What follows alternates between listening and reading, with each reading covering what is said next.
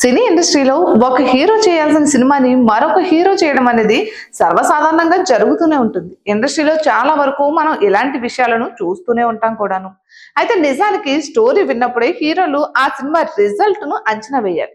ఎందుకంటే సక్సెస్ అయ్యే సినిమా ఏంటి, ఫ్లాప్ అయ్యే సినిమా ఏంటి అనేది సరిగ్గా అంచనా వేయగలగాలి. లేకపోతే మాత్రం వాళ్ళ కెరియర్ కి చాలా ఇబ్బందులు ఎదురవుతాయి. అవకాశాలు అయితే ఉంటాయి, కానీ తెలుగు సినీ ఇండస్ట్రీలో ఇంటెలిజెంట్ డైరెక్టర్ గా మంచి గుర్తింపును సంపాదించుకున్న దర్శకుడు సుకుమార్. ఆయన చేసిన ప్రతి సినిమా ఏదో ఒక వైవిధ్యమైన కథాంశాన్ని కలిగి ఉంటుంది. అలాగే ఆయన చేస్తున్న ప్రతి క్యారెక్టర్ కూడా ఒక డిఫరెంట్ యాంగిల్లో ప్రవర్తిస్తూ ఉంటారు. సుకుమార్ సమాజాన్ని బాగా చదివిన వ్యక్తి కాబట్టి ఆ క్యారెక్టరైజేషన్ రిఫరెన్స్ ని చాలా బాగా రాసుకుంటూ సినిమాని ముందుకు తీసుకువెళ్తూ ఉంటారు. ఇక ఇప్పటి వరకు ఆయన చేసిన సినిమాలన్నీ ఒక ఎత్తు అయితే, ఇక మీదట చేయబోయే సినిమాలు మరొక ఎత్తుగా మారబోతున్నాయి. ఇక మొత్తానికైతే పుష్ప 2 సినిమాతో పాన్ ఇండియాలో భారీ సక్సెస్ ని సాధించిన ఆయన తన తర్వాత చేయబోయే సినిమాలలో కూడా ఇండస్ట్రీ రికార్డులను కొల్లగొట్టాలనే ప్రయత్నం చేస్తున్నాడు.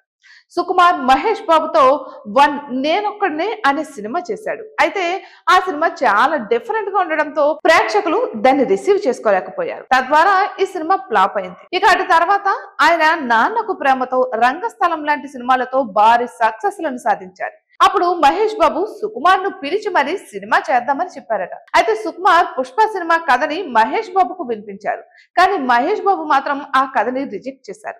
ఆ విషయంలో సుకుమార్ బాగా హట్ అయ్యారు. అందుకే ఈ కథతోనే సూపర్ సక్సెస్ కొట్టాలి అనుకుని అల్లు అర్జున్ తో పుష్ప సినిమాను తీశారు. మొదటి పార్ట్ మంచి విజయం సాధించడంతో సెకండ్ పార్ట్ మీద భారీ హైప్స్ అయితే క్రియేట్ అయింది. ఇక దాంతో ఆ సినిమాని చేసి తనకంటూ ఒక స్పెషల్ ఐడెంటిటీని క్రియేట్ చేసుకున్నారు.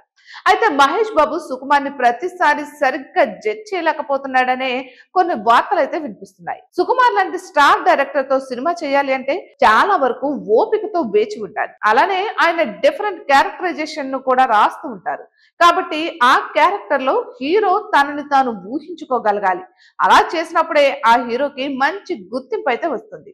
ఇక ఇప్పుడు ఆయన రామ్ చరణ్ తో మరో సినిమా చేయబోతున్నారు. కాబట్టి ఈ సినిమాతో కూడా భారీ సక్సెస్ ని సాధించి ఇండియాలో #1 డైరెక్టర్ గా ఎదగాలనే ప్రయత్నం అయితే చేస్తున్నాడు.